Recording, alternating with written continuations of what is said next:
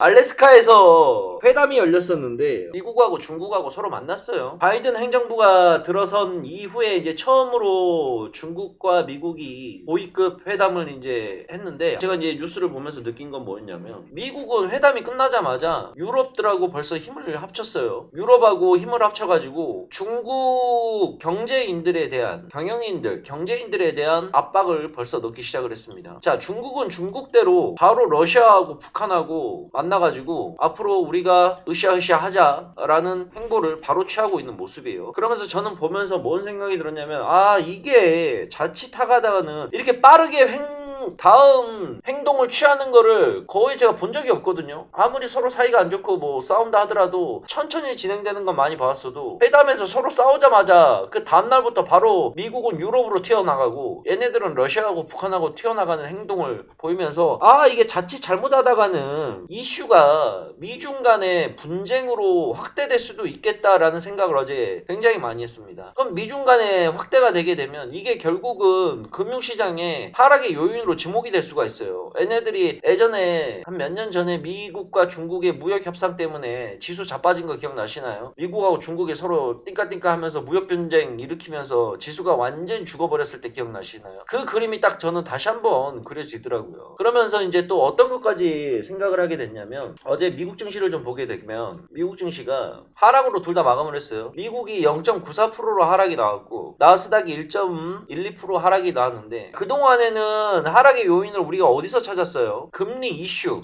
미국의 국채금리가 자꾸 상승을 하니까 인플레이션이 올 거라라는 그런 명목 아래 지수의 하락이 나왔습니다. 그래서 이제 나스닥 중심으로 기술주 중심들로 하락이 많이 나와 있는 상태였었죠. 근데 어제 또 하락의 요인을, 어제는 또 느닷없이 어디서 찾기 시작을 하냐면, 금리가 올라가서 하락이 나온 게 아니라 코로나19 재확산이라는 이름 아래 하락의 요인을 찾더라고요. 지금 코로나19 백신이 보급되고 있기는 하죠. 우리나라뿐만이 아니라 전 세계적으로 코로나19 백신이 보급되고 있는데, 보급이 좀 되다 보니까 사람들의 경계심 자체가 좀 많이 수그러들어져 있는 상태입니다. 우리나라뿐만이 아니라 전 세계적으로 본다 그런다면. 자, 그런데 이것 때문에 사람들이 마스크를 잘 안 쓰고 다니고 단체 활동을 계속해서 해버리다 보니 코로나19 변이 바이러스가 빠르게 확산이 돼가고 있는 추세가 다시 한번 나오고 있다는 거예요. 그러면서 이제 유럽에서는 어디 나라가 제일 경제 대국이냐? 독일이 좀 경제 대국인데, 독일에서 지금 보게 되면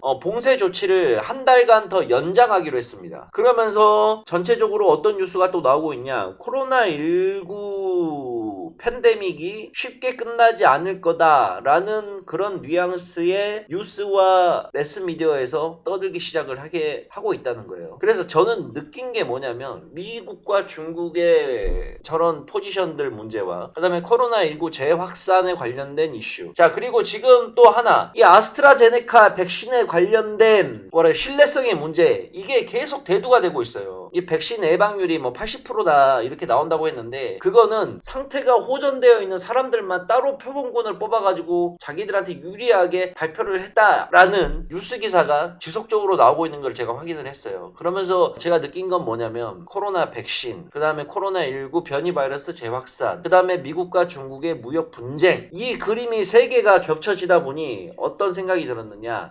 이놈들이 결국은, 시장은 돈 있는 놈들이 이기는 거 아시죠? 이기는 겁니다. 결국은 기관과 외인들의 노름에 움직일 수밖에 없는 거예요. 기관과 외인, 그리고 더 나아가서는 정부, 이렇게까지 볼 수가 있는데, 하락을 만들어내기 위한 명분을 계속해서 만들고 있다는 생각을 머릿속에서 지울 수가 없습니다. 시장이 그동안 많이 올라와 있기 때문에 우리나라도 많이 올라와 있는 상태지만, 미국과 전 세계 증시를 봤을 때 시장 자체가 지금 많이 올라와 있는 상태예요. 그러면 얘네들도 조정을 줄 필요가 있고 하락을 찾을 필요가 있는데, 그 하락에 대한 명분을 계속해서 만들어내면서 시장을 압박하고 있다는 생각이 왜 자꾸 제 머릿속에 들고 있는지 모르겠습니다. 자, 오늘 코스닥이 아침에 개파락으로 시작을 했다가 지금은 야금야금 올라와서 0.60%로 마감이 되어 있는 모습이에요. 근데 제가 저번에도 한번 얘기를 했지만, 이 구간에서 코스닥이, 국내 증시가 바로 전고점을 뚫어내면서 1007을 돌파하는 모습까지는 좀 기대하기는 제가 어렵다고 항상 얘기를 드렸죠. 그러면 여 구간에서 결국에는 그림이 예상되는 게 횡보를 하든가 아니면은 여기에서부터 여기까지 한 번 더 하락이 나와서 박스를 그리던가 그런 모습으로 시장이 갈 거라고 생각을 했어요. 그런데 최악의 우리가 주식을 할 때는 항상 모든 시나리오를 머릿속에 그려놔야 됩니다. 그래서 우리는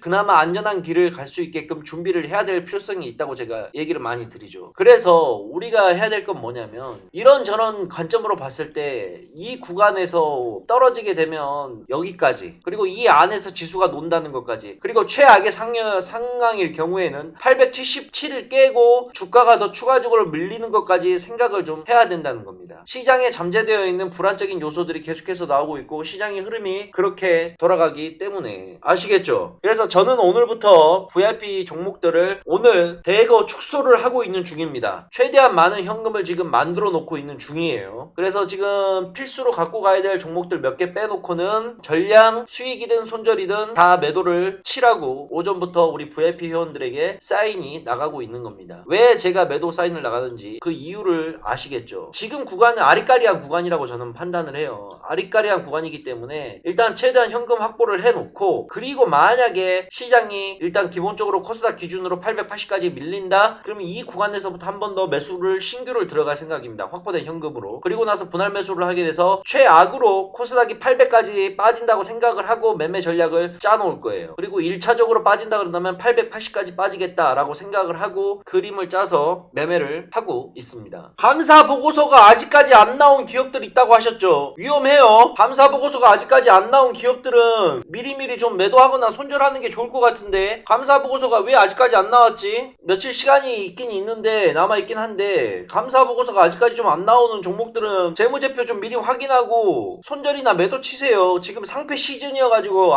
자고 일어나면 거래정지나 상패되는 것들이 심심치 않게 나옵니다. 회계 감사 보고서 안 나온 기업들은 좀 느낌이 싸하다, 재무제표가 영 별로다, 미리미리 매도하세요. 재수대가리 없으면 자고 일어났는데 거래 정지에 상패 뜹니다. 진짜 조심하세요. 제가 항상 이제 분할 매수를 많이 하라고 얘기를 드리잖아요. 자, 근데 분할 매수를 하는 것도 비중이 어떻게 들어가야 되냐면, 예를 들어서 저는 기본적으로 3번 정도 분할 매수를 해야 된다고 생각을 합니다. 1차, 2차, 3차까지는 생각을 하고 매매를 해야 된다는 거예요. 자, 근데 예를 들어서 내가 한 종목에 1000만원이 들어간다 라고 한다 그런다면 상승장에서의 분할 매수 방법과 하락장에서의 분할 매수 방법은 완전히 서로 또 달라요. 개인 매매를 할 때 상승장일 때는 3번 분할 매수를 하는데 비중 자체를 어떻게 들어가냐면 1차에 50%가 들어가야 됩니다. 1차에 50%고 2차에 25%고 3차에 25%예요. 그런데 하락장이고 또는 이런 아리까리한 장세 있죠? 이러한 장세 속에서는 거꾸로 들어가야 돼요. 1차에 25%가 들어가고 2차에 25%가 들어가고 3차에 50%가 들어가야 됩니다. 상승장이든 하락장이든 깡따구 하나로 내가 산 구간에서 무조건 50% 들어가서 먹겠다는 생각은 버리셔야 돼요. 상승장과 하락장에서는 엄연하게 서로 달라야 됩니다. 아시겠죠?